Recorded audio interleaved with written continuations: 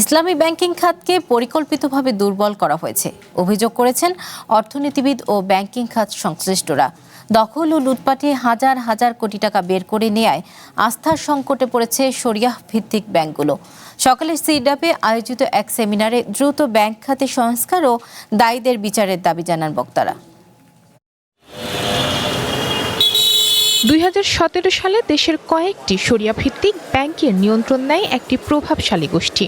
ঋণ ও বিনিয়োগের নামে এসব ব্যাংক থেকে বের করে নেওয়া হয় হাজার হাজার কোটি টাকা। দুর্বল হয়ে পড়ে ইসলামী ধারার ব্যাংকগুলো। ইসলামী ব্যাংকিং খাতের সংকট ও উত্তরণের পথ নিয়ে রাজধানীর সিডাপ মিলনায়তনে সেমিনারের আয়োজন করে ব্যাংক গ্রাহক ফোরাম। বক্তারা বলেন, পরিকল্পিতভাবে ব্যাংক দখল করে লুটপাট চালানো হয়েছে। যারা লুটপাট করেছে, যারা অন্যায় করেছে, যারা এসব অপকর্মের সাথে যুক্ত ছিল, তাদেরকে দৃষ্টান্তমূলক শাস্তি দেওয়া। আমাদের ব্যাংকিং সেক্টর এবং ফাইন্যান্সিয়াল সেক্টর যেন লুটপাটের শিকার না হয় সেটা নিশ্চিত করার জন্য তাই বাংলাদেশ ব্যাংকের স্বাধীনতা নিশ্চিত করাটা আমার দাবি। আমি আশা করি এই সরকার সেটা নিশ্চিত করবেন।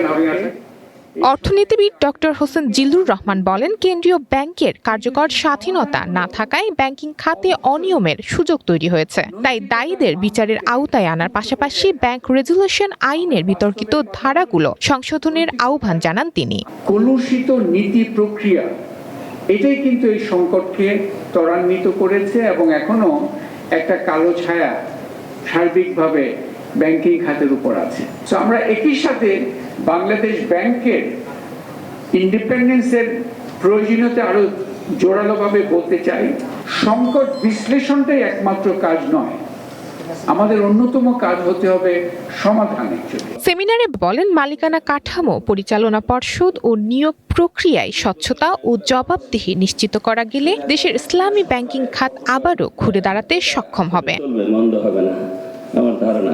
শবনাথ স্মৃতি, ওয়ান নিউজ, ঢাকা।